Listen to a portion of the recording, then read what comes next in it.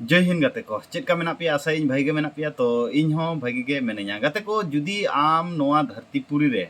जहाना जिनिस अचीवमेंट सेना मिया ताहले फर्स्ट टाइम किंतु आम पहुड़ हुई तमा नोआ धरतीपुरी रे जहां गे मारांग सक्सेस को अचीवमेंट का उनको नेल में अड़ी धाव को पहुड़ कना एबार आबोरिन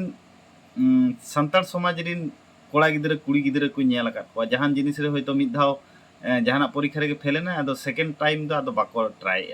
किंतु सक्सेस रे मिटंग नोआगे माने चीन लिया नोआगे मिटंग फॉर्मूला कना होयतो प्रथम दो आमा परफेक्ट दो बाम हुआ आम जहां जिनिस रे फेलियर ओंडे खजेम सेणाया तारपरे आमा जीवन रे सक्सेस हिजुआ किंतु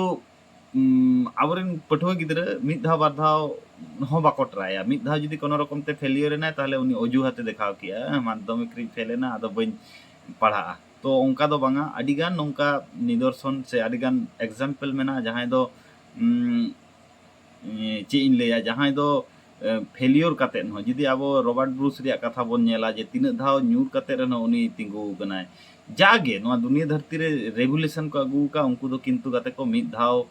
रे दो कोय हो सक्सेस बाको होई कना तो मोटिवेशन नोडे खoj गे बुझेव ताबन पे जहान जिनिस जखन आम खूब लॉन्ग टाइम धरी माने चलाव सेना मिया ताहले किंतु फेलियर हो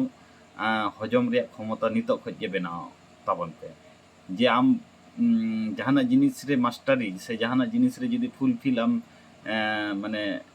सक्सेस नाम सेना में ताले फेलियर दो हिजु गया फेलियर दो जीवन रे पार्ट कना तो फेलियर बतरते आलोबन पछले मा चेष्टाय माबन सामांग से लहा रिया नेलाबन डेफिनेटली सक्सेस दो हिजुआ सारी से बांगा नोआ कथा कमेंट कते लई तबन पे आ नोंकाना मोटिवेशन कथा दिन सेता नाम लगी नोआ आमगे आम बायरी यूट्यूब चैनल पे सब्सक्राइब दगा मेनखान सनम को गे आर मिद धा जोहार न्यापामबन नावा वीडियो रे नावा कहानी आते नावा मोटिवेशन कथा आते जोहार।